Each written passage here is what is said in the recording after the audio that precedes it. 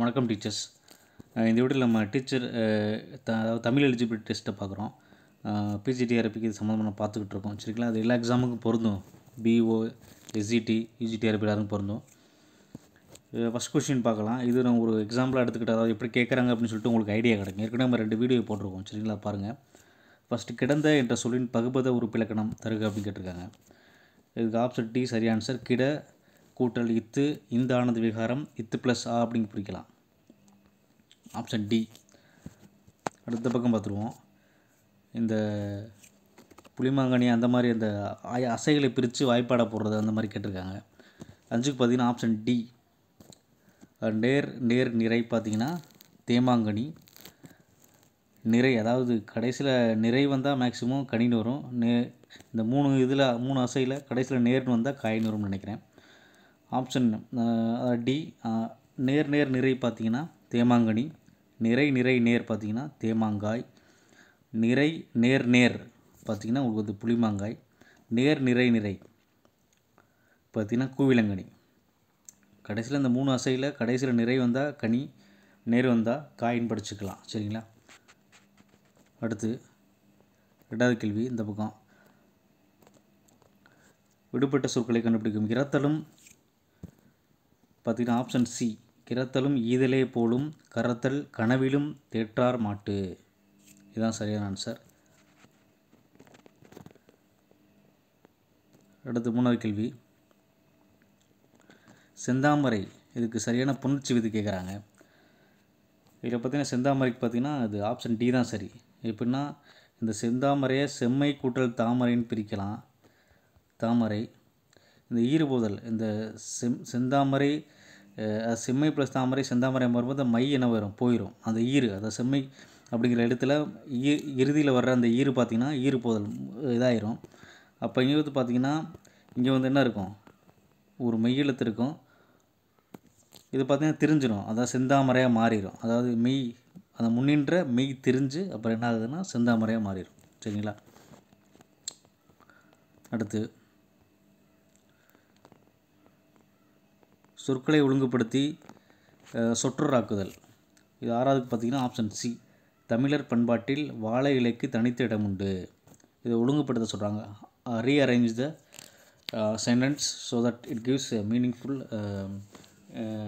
இதுன்னு சொல்கிறாங்க. அதாவது மீனிங்ஃபுல் ஆக்குறதுக்கு சென்டென்ஸை மாற்றி போடுங்கன்னு சொல்கிறாங்க. வார்த்தையை மாற்றி போட்டு ஆக்குறது அந்த மாதிரி ஜம்பிள்டு வேர்ட்ஸ்னு சொல்லுவோம் இங்கிலீஷில். அடுத்து முரண்படு மெய்மை என்ற சொல் உணர்த்துவது. சரியான விடை பார்த்திங்கன்னா 4க்கு ஆப்ஷன் ஏ. முரண்படுவது போல் முரண்படாத மெய்மை. முரண்படுற மாதிரி இருக்கும், ஆனால் அது முரண்படாத ஒரு மெய் மாதிரி இருக்கும், அதான் சொல்கிறாங்க. அடுத்து கீழ்கண்ட தொடர் எதனை குறிக்கிறது பார்த்திங்கன்னா பொசுக்குகிறது வெயில் அப்படிங்கிறது. இது எப்படி மாறும், இழுவாய் தொடராக மாறாது. வெயில் பொசுக்குறதுன்னு சொன்னால் தான் இழுவாய் தொடர். அதே மாதிரி வெயிலே பொசுக்கு அப்படின்னு சொன்னால் தான் விழித்தொடர். ஒரு மாதிரி இது பண்ணுற பெயரச்ச தொடர்னால் பொசுக்குகிற வெயில் அப்படின்னு சொன்னால் தான் என்னது பெயரச்ச தொடர் அந்த மாதிரி வரும். இப்போ இதுக்கு என்ன ஆன்சர்னால் பி. ஆப்ஷன் பி வினைமுற்று தொடர். அடுத்து மயிலுறுத்து என்ற இனிய வாசனுடன் வா இந்த தொடரில் கோடிட்ட சொல் எப்படி, அதாவது மயிலுறுத்து அப்படிங்கிறத இது எப்படி புணர்ந்துள்ளது அப்படின்னு சொல்கிறாங்க. இதை மயிலுறுத்தை பார்த்திங்கன்னா மயல் கூட்டல் உறுத்து அப்படின்னு பிரிக்கலாம். உறுத்து. இதனுடைய கரெக்டான ஆன்சர் பார்த்திங்கன்னா 8க்கு பார்த்திங்கன்னா உங்களுக்கு வந்து பி. உடல் மேல் உயிர் வந்து ஒன்றுவது இயல்பு.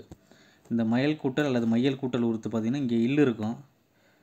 இது வந்து அந்த மெய்யை வந்து உடல்னு எடுத்துக்கலாம். மெய்னா உடல் தான். இங்கே பார்த்திங்கன்னா ஃபஸ்ட் எழுத்துல உயிர் இருக்குது, உயிரெழுத்து இருக்குது.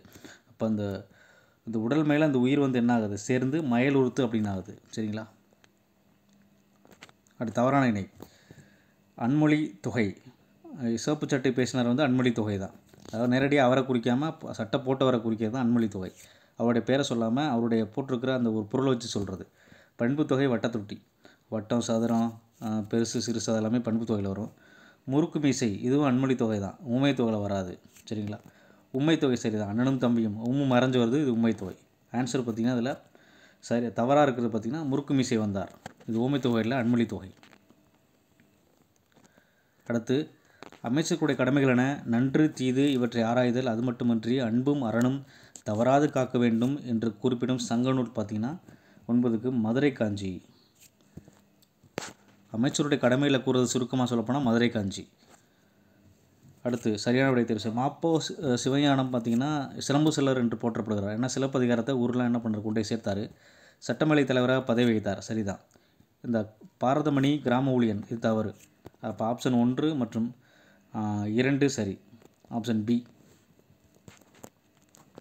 இந்த மாதிரி நூலாசிரியரை பற்றி கேட்குறாங்க, அதை படித்து வச்சுக்கோங்க. மேக்ஸிமம் பாக்ஸ் உள்ள கொஸ்டினை படித்தாலே பாதி நீங்கள் என்ன பண்ணிடலாம், எலிஜிபிலிட்டி கிளியர் பண்ணலாம்னு நினைக்கிறேன். இருந்தாலும் உள்ளேயும் படித்து வச்சுங்க நிறையா. உணர்வு பொங்கி கவிதை படைக்கும் நேரங்களில் தடையாக விளங்கும் யாப்பு எளிதாக வடிவம் கொள்ள வித்திட்ட கவிஞர். இந்த யாப்பு கட்டை உடைத்து அதாவது கவிதையில் புது நடையை புகுத்தியவர் பார்த்திங்கன்னா யாரா, பாரதியார். அடுத்து வஞ்ச புகழ்ச்சணிக்கு பொருத்தமான குரலை கண்டறிய. இது பார்த்திங்கன்னா ஆப்ஷன் ஏ. இந்த கயவரை போய் தேவரோட லோகத்தில் இருக்கிற, அதாவது மேலோகத்தில் இருக்கிற தேவர்களோட கம்பேர் பண்ணி என்ன பண்ணிப்பார், புகழ்ந்துருப்பார். அது வஞ்ச புகழ்ச்சி அணி.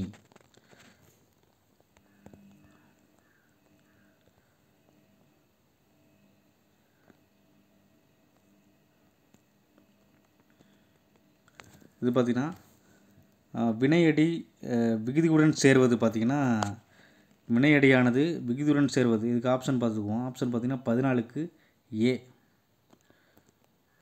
இந்த வினையடி விகுதியுடன் சேர்வது என்னென்னா இதுக்கு பார்த்திங்கன்னா ஆப்ஷன் ஏன்னா ஆனாவுக்கு 2 விகுதி பெற்ற தொழில் பெயர். அதாவது வினையடினா இப்போ சுடுன்னு வச்சுக்குவோம். இதில் வந்து தரல் விகுதி சேர்த்தா சுடுதல். அப்போ இது என்ன, விகுதி பெற்ற தொழில் பெயர். இந்த வினையடி ஒரு விகுதியுடன் சேர்வது விகுதி பெற்ற தொழில் பெயர். ஆக்கு 2. ஆவணாக்கு 3 சொல்கிறாங்க. விகுதி பெறாத வினைப்பகுதி. விகுதி பெறாத வினைப்பகுதி. இப்போ தள்ள எடுத்துட்டோம்னா இதுதான் வினைப்பகுதி. விகுதி பெறாத வினைப்பகுதி என்ன சொல்கிறாங்கன்னா முதல்நிலை தொழில் பெயர் அப்படின்னு சொல்கிறாங்க. சுடு அப்படிங்கிறது விகுதி பெறாத வினைப்பகுதி. அதை என்ன சொல்லலாம்னா முதல்நிலை தொழில் பெயர் அப்படின்னு சொல்லலாம். தொழில் பெயர் அந்த விகுதி இல்லாமல் இருந்துச்சுன்னா அது வந்து என்னென்னா முதல்நிலை தொழில் பெயர் அப்படின்னு சொல்லலாம். அடுத்து ஈனாக்கு பார்த்திங்கன்னா 1ன்னு சொல்கிறாங்க. முதல்நிலை திரிந்த தொழில் பெயர். அந்த சுடுங்கிறத சூடுன்னு திரிக்கிறாங்க. திரிச்சா அது என்ன, முதல்நிலை திரிந்த தொழில் பெயர். அடுத்து ஈனாக்கு பார்த்திங்கன்னா 5.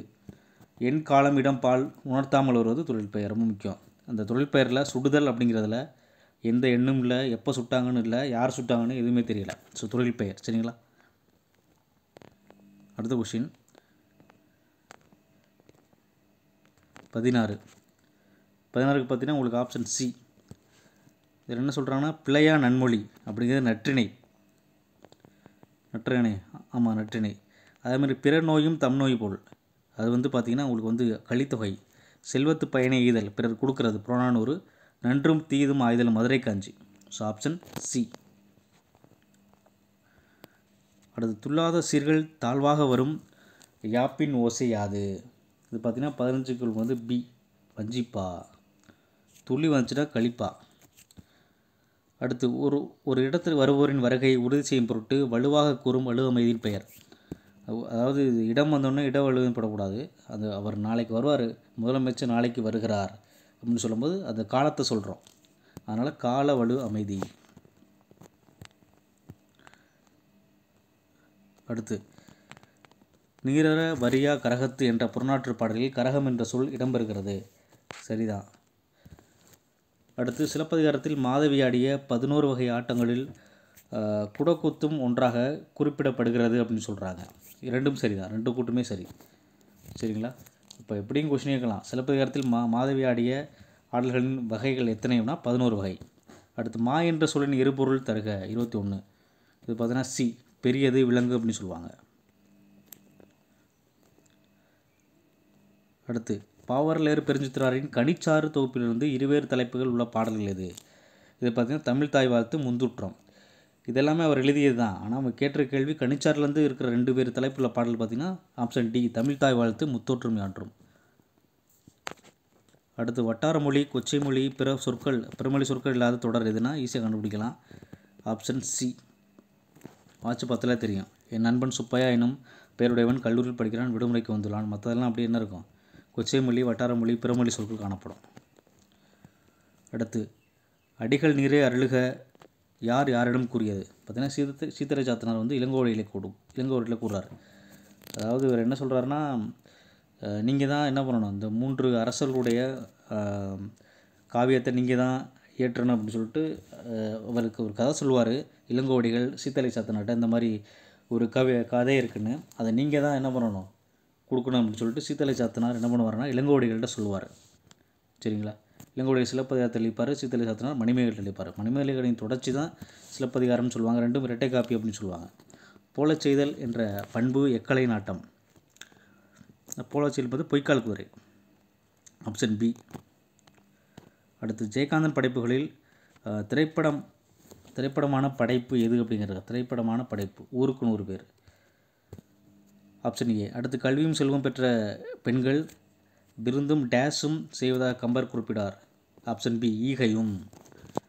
அடுத்து கரிசல் மண் வாழ்க்கையை டேஸ் கி ராஜநாராயணுக்கு முன்பு எழுத தொடங்கிய படைப்பாளி கு. அழகிரிசாமி. இவருக்கு முன்னாடியே வந்தவர். ஆனால் இவங்கெல்லாம் எல்லாருமே கரிசல் இலக்கியம் தான். ஜெயப்பிரகாசம், பூமணி, சூத்தர்மன். ஆனால் இவங்கெல்லாம் வந்து ராஜாரனுடைய சமகாலம் இல்லாட்டி அதுக்கு பின்னாடி வந்திருப்பாங்க. ஆனால் அவங்க எல்லாருக்கும் முன்னாடி வந்து கு. அழகிரிசாமி. அடுத்து திருத்தணிக்கு உலா குறிப்பிடும் 50 காப்பியங்களின் வைப்பு முறை அப்படின்னு கேட்டிருக்காங்க. அது எப்படி சொல்லணும்னா சிவக சிந்தாமணி, சிலப்பதிகாரம், மணிமேகலை, வளையாபதி, குண்டலசி இந்த மாதிரி ஆரம்பிக்கும். சிவக சிந்தாமணிலேருந்து ஆரம்பிக்கும். அடுத்து பிழையா நன்மொழி என்று வாய்மையை கூறும் நூல் எது? பார்த்திங்கன்னா நற்றிணை.